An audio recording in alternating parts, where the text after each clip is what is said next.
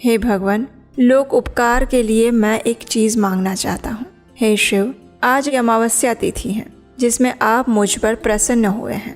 इस तिथि में गायों के साथ उत्तम मिट्टी से निर्मित वृषभ की पूजा करनी चाहिए। आज अमावस्या के दिन जन्म लेना कामधेनु तुल्य होता है।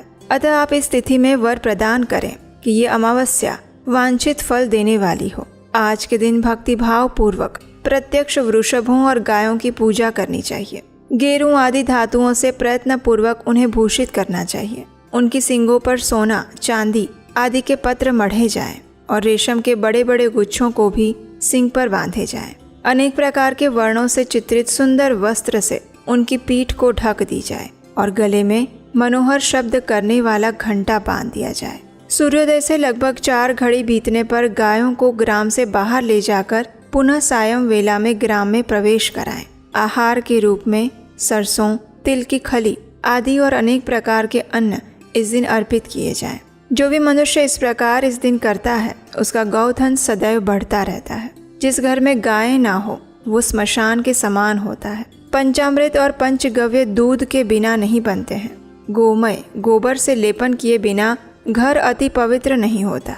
हे सुरोत्तम, जहाँ गौमूत्र से छिड़काव नहीं होता वहाँ चींटी आदि जंतुओं का उपद्रव विद्यमान रहता है। हे महादेव, दूध के बिना भोजन का रस ही क्या।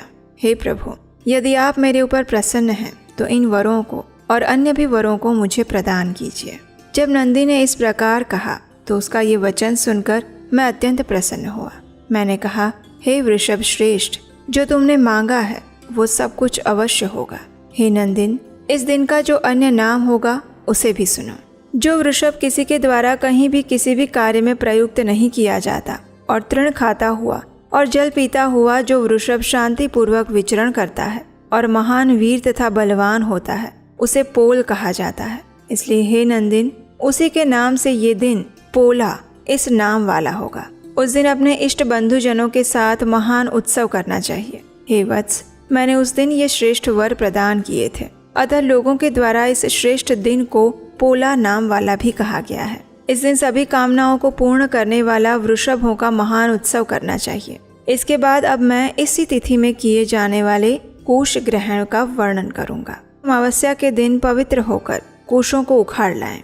वे कुश सदा ताजे होते हैं, उन्हें बार बार प्रयोग में लाना चाहिए। कुश, काश, यव, दुर्वा, उशीर, सकुदक, गोधूम, गेहूं, व्रीहि, मौंजी और बलवज, ये 10 दर्भ कहलाए गए हैं।